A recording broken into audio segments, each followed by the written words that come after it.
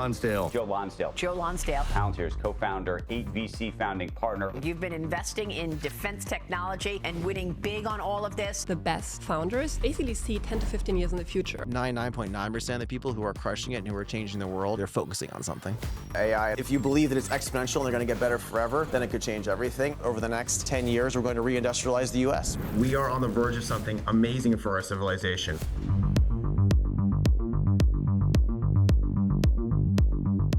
Well, thank you for joining us. Thanks for having me. Absolutely. It's a great group.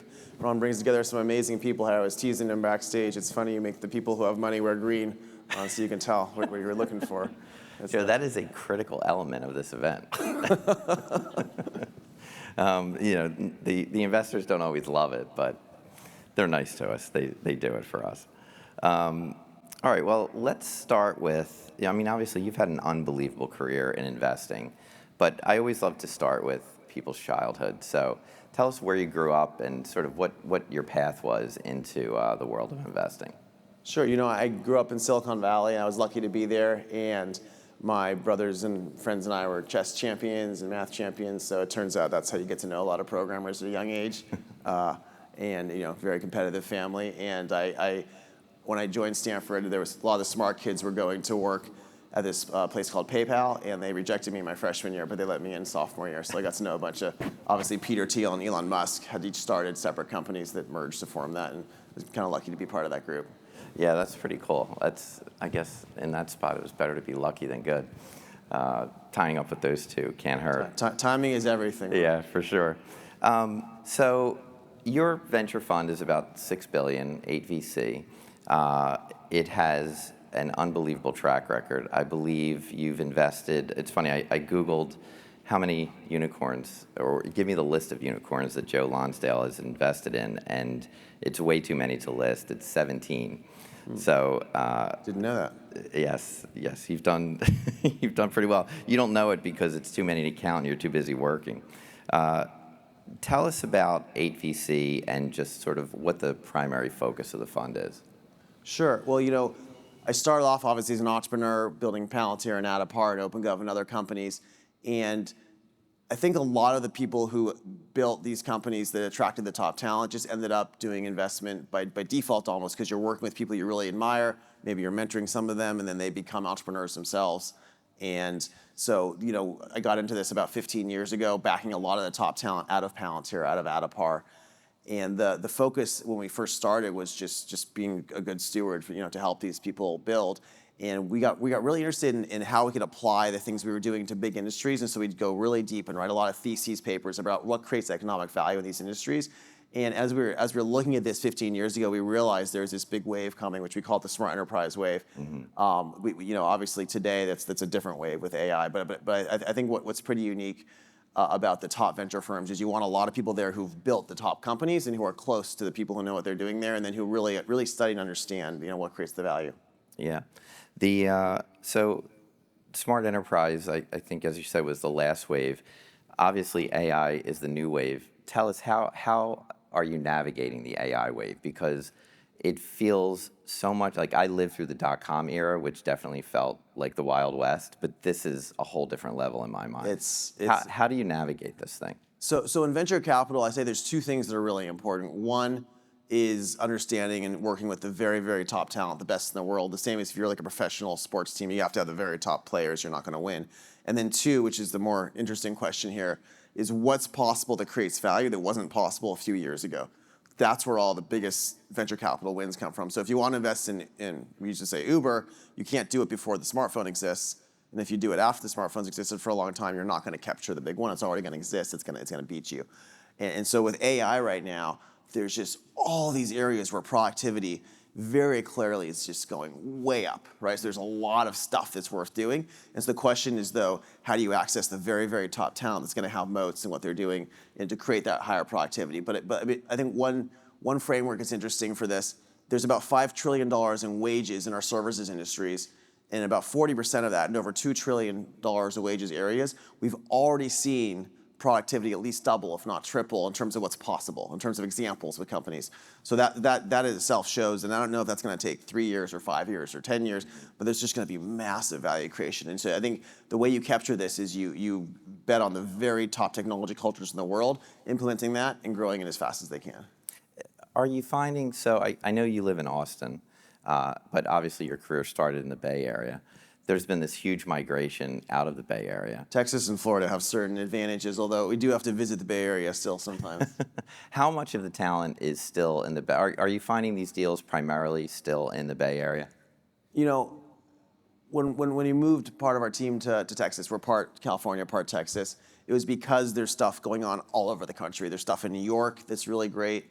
There's stuff in Boston, obviously. There's stuff in Atlanta and Miami and obviously in Austin, Texas. So there is stuff everywhere. That said, the network effect of the very best AI talent, and if you ask people like Elon Musk, like they are spending a lot of their time in California, again, in Palo Alto, in San Francisco, because for better or worse, that is the biggest center of top talent. And the returns in these things are power laws. You have to work with the best talent. So we definitely have to be a lot in San Francisco. Have to be there. Okay, let's shift to defense. So you've had a lot of experience, I think, especially recently in defense. But of course, Palantir has a huge presence in defense, and Anduril is now a defense leader. One of the things that is fascinating to me is Silicon Valley originally was really created by the defense. It was. People forget. It was just like critical. Hewlett-Packard and others kind of what really shot up in the 40s thanks to the stuff they were doing for defense. That's right. But then we had this period where defense was like a dirty word in Silicon Valley. It was a dirty word for two reasons, right? So what happened is after the Cold War ended, so America had like 80, 90 of the top defense companies in the world, just completely dominant ecosystem, spending the most money, the most innovation. And the Cold War ended, and they kind of forced all these things to merge, and they merged into what are called the primes. So 80 or 90 companies became 8 or 9 companies. And then the tech bubble happened, and it was just much more interesting to be in Web 1.0 than it was to be in the defense companies with declining budgets that are all merged into giant bureaucracies. And these bureaucracies reacted to the situation by getting really good at stopping anyone else from working with the government. So you had what was a very competitive market become an oligopoly where it's really, really hard to break in. And so first of all, it was like almost impossible to start something there to beat these guys anyway. And then second of all, you had Silicon Valley, as we all know, go really left and really question, I think if you look at the culture and you look at like the guy on TV making money from defense in the 2000s, he's probably an evil guy in the show, right? He's probably not a good guy. And, so I think we culturally said this is a bad thing to do and it's really hard. So it was like, what are you doing? What happened in like about 2015, 2016 is a lot of us realized, wait a second, Xi Jinping is a crazy communist, bad guy, and he's forcing our smartest friends in China to work on defense. And none of our smartest friends here, none of the top technologists anywhere are doing this, which is scary if you have the bad guy doing it and we're not. And so when I backed Anduril in the first couple rounds, Anduril was started by 3 of our top guys out of Palantir with Palmer Luckey. And a lot of people are like, this is evil, what are you doing? We're never gonna work with you again, why are you doing this? So it actually took a lot of courage and stubbornness to say, no, we're going to do this because it's the right thing to do. And then, of course, after Ukraine and everything else, people are like, oh, yeah, maybe this actually is a good thing. Right. And so we've since started a few other things. And by the way, I'm at the Pentagon tomorrow. It's about 20% of what we do in defense. And they've now made it a much more open market again, where you can compete. You can, Palantir and SpaceX were the two to kind of break in. And after all their experience, we forced it back to the point where you do have open competition, which is very good. Yeah. Do you feel that culturally Silicon Valley is shifting? Are they embracing this more, that we do need defense in this country? I mean, yes, for sure. Obviously, there's some of that. I think when you see people getting rich off of something, it's a pretty powerful incentive to follow their lead, right? But no, listen, I do think there's a lot more patriotism in what's going on here. I think it's good to have more patriots saying, I am proud to work for our country. Our country is not perfect, but I still believe in our democratic values of our republic, and I'd rather our republic stronger rather than the authoritarian system in China, rather than the theocracy in Iran. We're going to support our country over that. And that is a very healthy thing for a country. You need to have that kind of pride for a country to ascend and grow and keep building. And you do see a lot more of that right now. Yeah.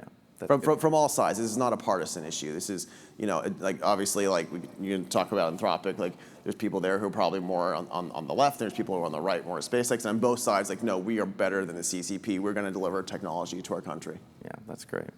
All right, so talk to us a little bit about the deals you're seeing in defense. What what's out there that's interesting? I know you shared a few stories on our a dangerous area. The thing people have to realize, if you're building a Palantir, if you're building a Saronic, which is we're doing shipbuilding, you have to both be A+ on the product and tech side and have the national robotics champions and the people who've learned how to manufacture from Tesla and space. Like, just be the very best at that area to break in. And you need an A+ team on the Hill.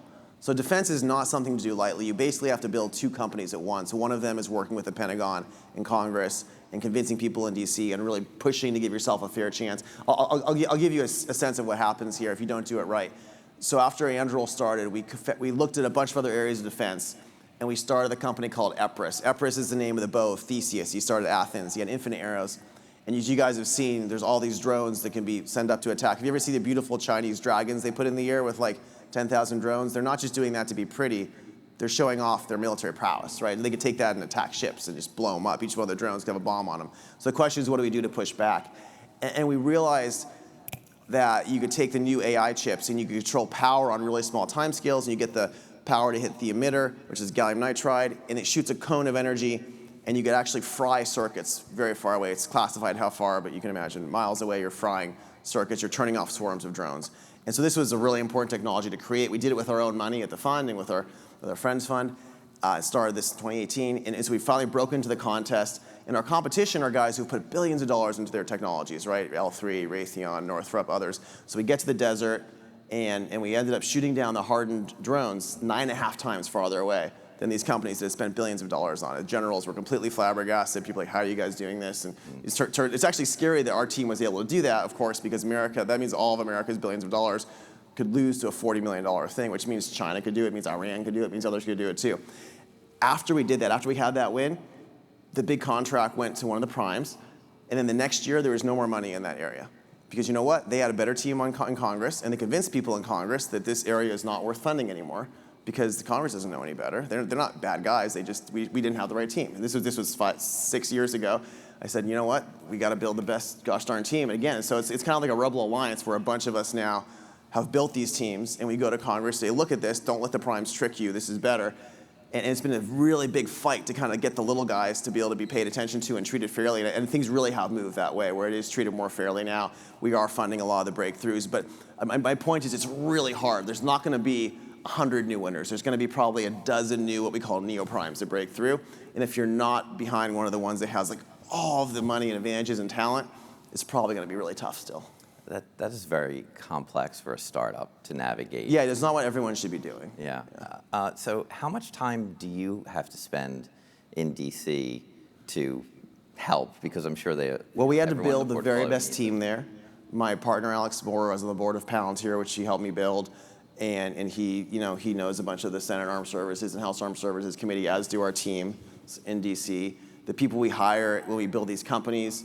You want unfair advantages. Saronic has the best ability to build large ships fast since World War II. It also has a co-founder whose uncle ran Reagan's Navy, because you know what, you want to have these connections, these advantages. So you really have to have both. It's a very tough thing. It's not just your connection. It's both. So you have to be the best and get the connections, and then you have a chance. So one of the things I've heard Peter Thiel say, tell the story many times, is that America really lost its ability to innovate certainly in the area of defense. I think the numbers were like, we built aircraft carriers in a year and a half. I think we built the Empire State Building in a year. Oh, we did even faster. There were 18,000 ships built in 1943. I mean, it's amazing if you go back and read. There's a book called Freedom's Forge. There's a bunch of good things about what Henry Kaiser did. It was amazing the skill at which we quickly built. And I wish those guys were still alive. I could really use the help of some 110-year-old great-grandpas right now for some of the lessons. We're having to refigure it out ourselves, yeah. And I think when Peter talks about this, he always blames regulation, and we have this massive bureaucracy that makes it impossible. It's some of, it's funny because I was with Elon a couple of weeks ago, and Peter's side, which is true, is the regulation's bad, and that's how I've always talked about it. But Elon's view is just you need just really smart people who grow up wanting to do this and are stubborn and just keep pushing and figure it out. And I think that's true too. We lacked people who said, I am going to do this for a living. Mm-hmm. It just wasn't what the economy was doing. It wasn't what little boys or girls were growing up wanting to do. Yeah. So I think you need both. But I think if you have the stubbornness, you can probably fix the regulations, Yeah. So you need both. So do you see under the Trump administration, do you think this is changing? Are we swinging back maybe in the other direction? I think we should be careful how we talk about this, because I do think this is overall a nonpartisan issue. I think everyone. I agree with you. It should. So when I go to, I'll give you a really positive, optimistic point. When you talk to people on the Senate Armed Services Committee, on the House Armed Services Committee, I don't usually feel like I'm talking to a Democrat or Republican. I feel like I'm talking to American leaders who want this to work for our country. And this is a really positive, awesome thing, because there are areas that are just really partisan. There are areas that, one side I think has messed up more of the regulation, and it really annoys me. But I think everyone right now is like, how do we fix this? And it's not, I think it started under the last administration as well in the Armed Services Committees. Like, we have to bring this back to America. We have to be good at this again. This is going to create a ton of jobs. It's going to make our country stronger. So you definitely see that push in a nonpartisan way. One of my mentors, Secretary Schultz, used to get a lot of things done with both sides. He was in 4 different administrations, and he says, Joe, don't say it's bipartisan, say it's nonpartisan when it is, because it really shouldn't have to do with parties. It's Right. not the administration. It's a lot of effort from everyone. Right. This is fundamental stuff for the country. Well, that's probably a good segue into Cicero. Oh yes, that's good. Tell us what Cicero is. So the Cicero Institute. So it's really hard to get things done in our country in policy. And it turns out the best way to kind of take new ideas and push them forward and fix things is actually in our states. So our founders purposely created these laboratories of democracy, 13 originally, of course, and there's 50 now. And if you have a really good idea about how something should work in our country, the best way to get it done is you go into a state where there's not that many people trying to push for things, and you can create laws, and you get the laws passed, and you show that it works, and then other states copy, and then you bring it to DC. And so Cicero has been around for 11 years now, and we got 87 laws passed in 23 states last year, and it's all about teaching government how to use incentives, how to use accountability, how to just fix things that are broken. That's great. And so this is something that you're funding exclusively? I'm about half of the money that goes towards it these days. There's a lot of other entrepreneurs that help.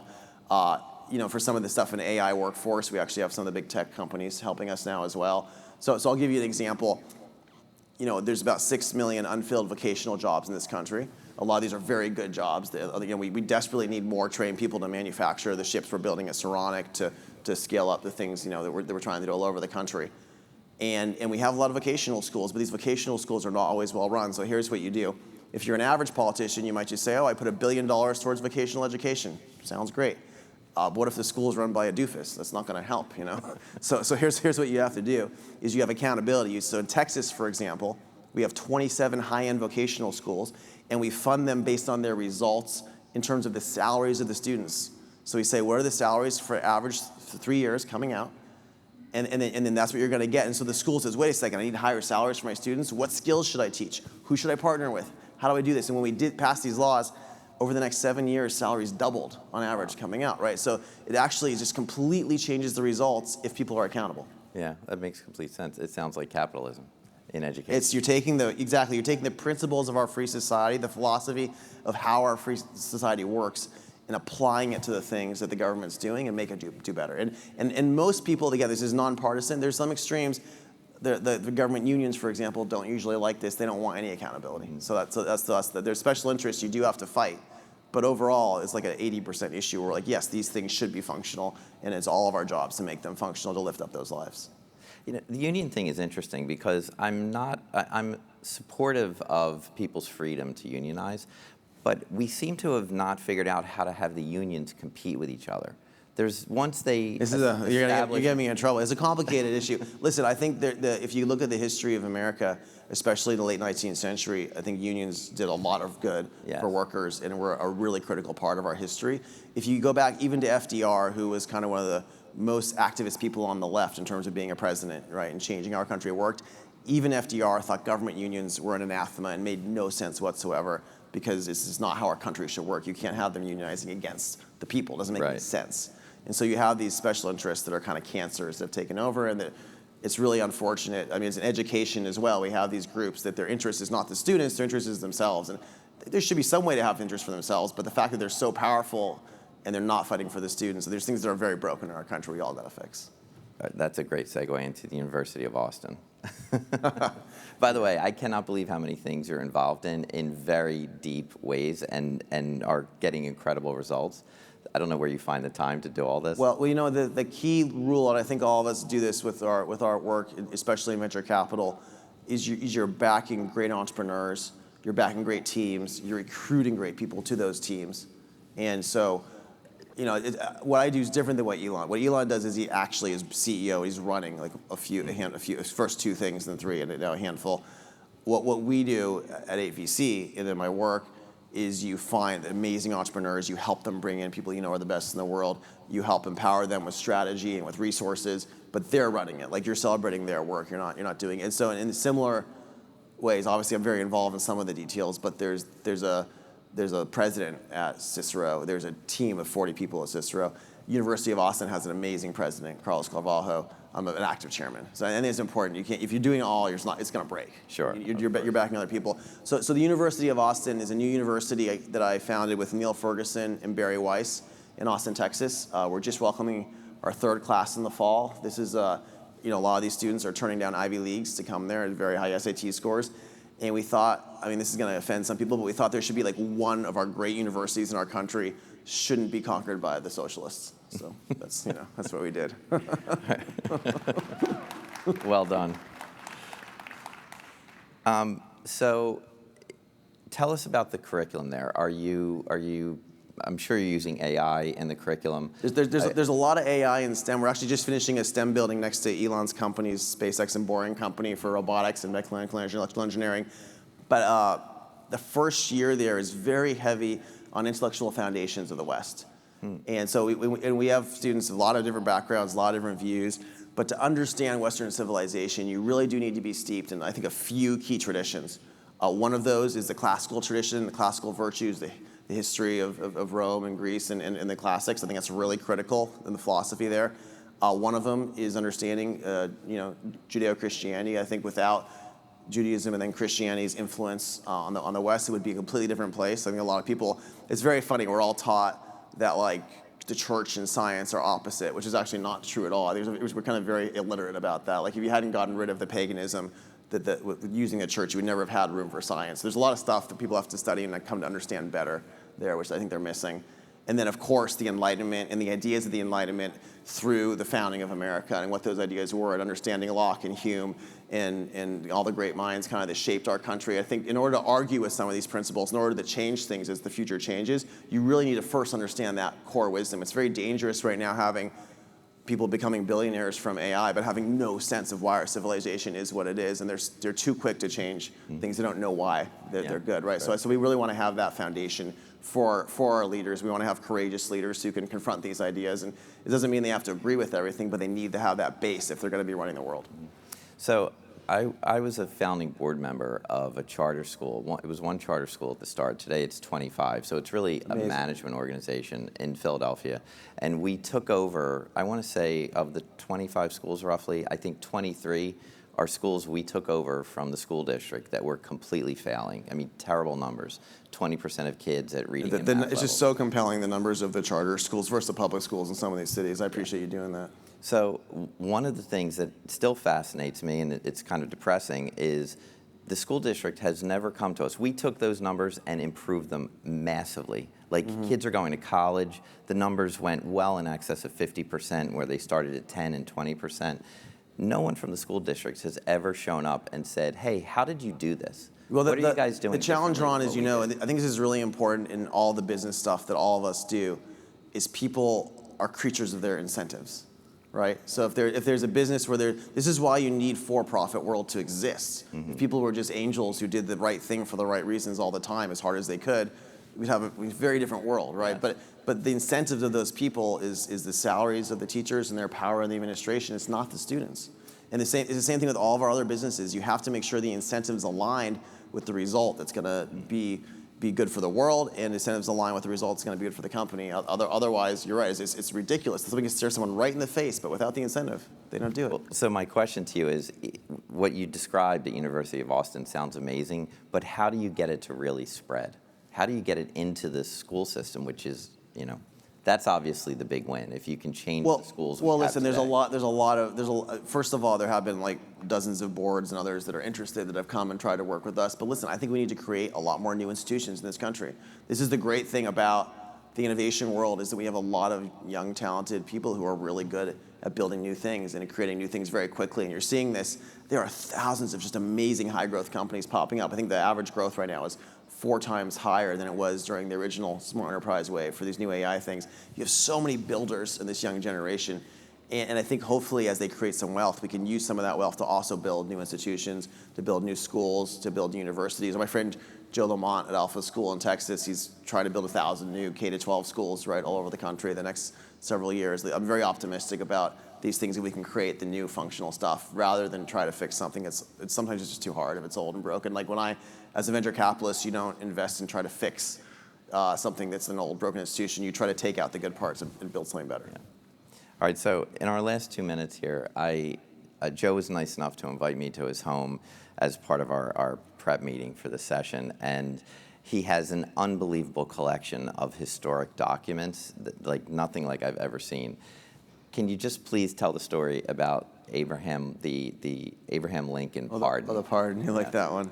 Yeah, we got a lot of classical and early American artifacts, and I love our civilization. The one Ron's talking about, it's on the way to the washroom there, is there was a crowd that was unfortunately picking on and throwing stones at a young black boy, and a white man stepped out in 1861, I guess the early Civil War, and he yelled at them and said to stop doing it.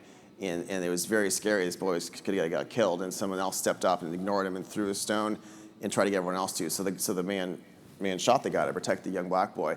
And for shooting the guy, he was put in jail for a few years, and his family was really suffering. He was supposed to be in jail for 10 years, but Abraham Lincoln heard about it and decided to pardon him because obviously it was the right thing to do to protect the young African-American boy. And so it was a kind of a famous pardon, and I have the document he signed when he pardoned him. I thought it was a kind of a neat thing for him to do. Back then, that was a big deal to pardon a guy for doing that. Oh, it's for sure. It's kind of a cultural moment, obviously, where things were shifting to hopefully live up to the values of our nation better. Yeah, the thing I love about it is it's a glimpse of optimism in such a difficult time in the country's history.